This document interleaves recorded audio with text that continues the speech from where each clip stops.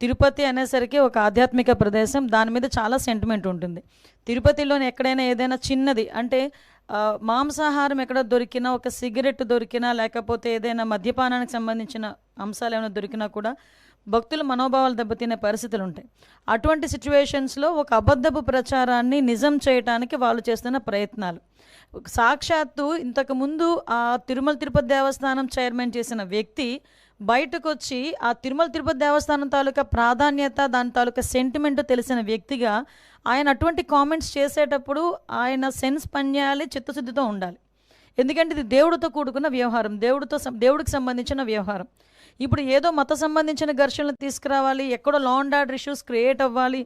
కాబట్టి ఈ రకంగా మనం చేయటం. ఇంతకుముందు మీకు తెలుసు, ఒక పింక్ డైమండ్ అని చెప్పి ఒక రకమైన దుష్ప్రచారం చేశారు. అరే అసలు పింక్ డైమండే లేదు అని చెప్పి ఆర్కియాలజీ డిపార్ట్మెంట్ వాళ్ళు కూడా బయటకు వచ్చి చెప్పే పరిస్థితి వచ్చింది.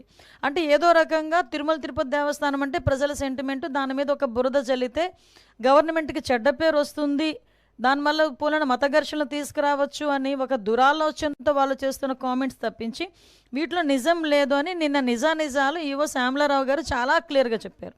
ఎంత దౌర్భాగ్యం అంటే అక్కడ ఈవెన్ ఆ గోశాలకి 2023 నుంచి విజిలెన్స్ అధికారులని కూడా లోపలికి రానివ్వని పరిస్థితి. అంటే లోపల ఏం జరుగుతుందో కూడా తెలియని పరిస్థితి. అదేవిధంగా కనీసం ఆవులకి ఇచ్చే దానాన్ని కూడా కల్తీ చేసి అందులో కూడా కనీసం నాణ్యత లేని దానాలని కూడా పెట్టే పరిస్థితి కనిపించిందని సాక్షాత్తు ఈవో శ్యామలరావు గారు చెప్పడం జరిగింది. ఎవరైతే ఇలాంటి అసత్యపు ఆరోపణలు చేస్తున్నారో, అసత్యపు ఆరోపణలు చేసిన ప్రతి ఒక్కరి మీద కంపల్సరీగా చర్యలు ఉంటాయి. వీళ్ళు ఎలాగ మ్యానిపులేట్ చేస్తున్నారంటే మీకు ఒక ఎగ్జాంపుల్ చెప్తానండి. రీసెంట్గా మన హెలికాప్టర్ ఇష్యూ మొన్న జగన్మోహన్ రెడ్డి నడిచింది కదా, ఆ రోజు నేను మాట్లాడిన మాట ఏంటంటే భద్రత మేము 1100 మందిని భద్రతకి మేము అక్కడ అకామిడేట్ చేసాము, సో ఇది జరిగిందని క్లియర్గా చెప్తే నెక్స్ట్ డే సాక్షిలో ఏం రాశారు తెలుసా? 1100 మంది పోలీసులు మోహరించారు అని రాశాడు. అంటే ఆ రాసిన తెలుగు చూడండి ఒకసారి. భద్రత కల్పించేమో అనడానికి, మోహరించేమో అనడానికి ఎంత తేడా ఉంటుందో. అంటే వాళ్ళు అలా రాసి జనాల్ని ఒక రకమైన ట్రాన్స్లోకి తీసుకెళ్ళడానికి ప్రయత్నం చేస్తున్నారు. సో మీకు ఎగ్జాంపుల్కి ఇది చెప్పాను. వాళ్ళ మైండ్ సెట్, వాళ్ళ మైండ్ గేమ్ ఎలా ఉంటుందని చెప్పడానికి. మీరు ఇందాక మన రామారెడ్డి గారు చెప్పారు, మత ఘర్షణలు తీసుకురావాలని ఏకైక లక్ష్యం. దానికి ఏం చేశారంటే పాపం పాస్టర్ ప్రవీణ్ పగడాల గారిని ఏదో రకంగా ఓన్ చేసుకుందామని చెప్పి ప్రయత్నం చేసి వాళ్ళ తాలూకా కొంతమంది మనుషుల్ని పాస్టర్గా క్రియేట్ చేసుకొని రకరకాలుగా వాళ్ళ మీద ఎంత అంటే ఒక పాస్టర్ నోట్ నుంచి కొన్ని పదాలు మనం వినం ఎట్టి పరిస్థితుల్లోని కూడా. అటువంటిది మేము పాస్టర్ ముసుగులో కొంతమంది బయటకు వచ్చి నోటికి వచ్చినట్టు మాట్లాడారు. అయినా కూడా గవర్నమెంట్ చాలా నెమ్మదిగా ఉండి ఇట్టి పరిస్థితుల్లోని సమయం కోల్పోకుండా పోలీస్ డిపార్ట్మెంట్ వాళ్ళు కానీ మేము కానీ చాలా బ్యాలెన్స్డ్కి వెళ్ళాం. ఈ మధ్యకాలంలో జరిగిన సంఘటనలు మీకు తెలిసే ఉంటుంది.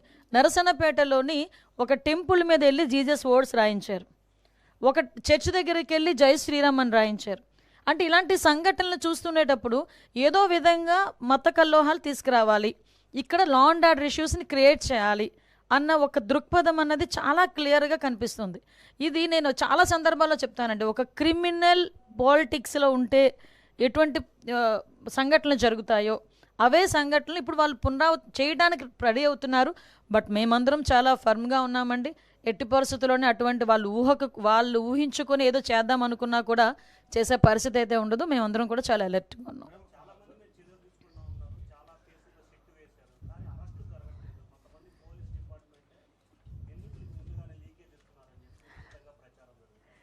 మీ దేవుడి దయవల్ల మీరే ప్రచారం అన్నారు కాబట్టి సంతోషం.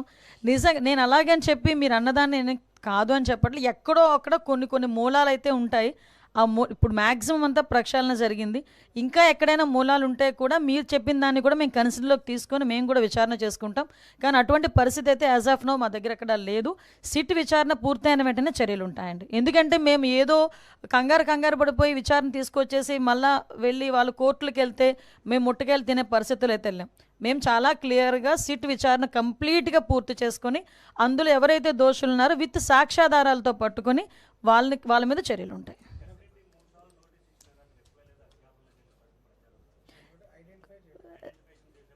సార్ అది సిట్ చర్యలు దర్యాప్తు జరుపుతుంది.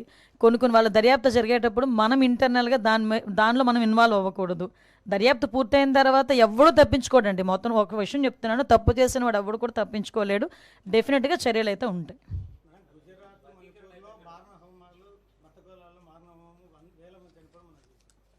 మన రాష్ట్రంలో అటువంటి పరిస్థితి పునరావృతం కాకుండా ఎటువంటి ముందు జాగ్రత్తలు తీసుకుంటారు? సరే, ఎట్టి పరిస్థితుల్లోనే అటువంటి జరగవండి. ఫ్యాక్షన్ లాంటి ఊర్లనే చంద్రబాబు నాయుడు గారు అనే వ్యక్తి ఫ్యాక్షన్ లేకుండా చేసిన పరిస్థితి. నక్సలైట్స్ అలాంటి వాళ్ళు ఫుల్ ఫ్లెజ్డ్గా ఉన్న సిచ్యువేషన్ని కూడా కామ్ డౌన్ చేసిన పరిస్థితి. అటువంటి వ్యక్తి ఈరోజు మత ఘర్షణలు అని చెప్పి అంటే ఎవరో ఇంటెన్షనల్గా చేయాలి అనుకుంటే మేమే ఈరోజు మీకు చెప్తున్నాం, ఇద్దరు ముగ్గురు ఇలా ప్రయత్నం చేశారు, మేము తిప్పుకొట్టుకున్నామని. మా దగ్గర పోలీస్ వ్యవస్థ అంత బలమైన వ్యవస్థ ఉంది.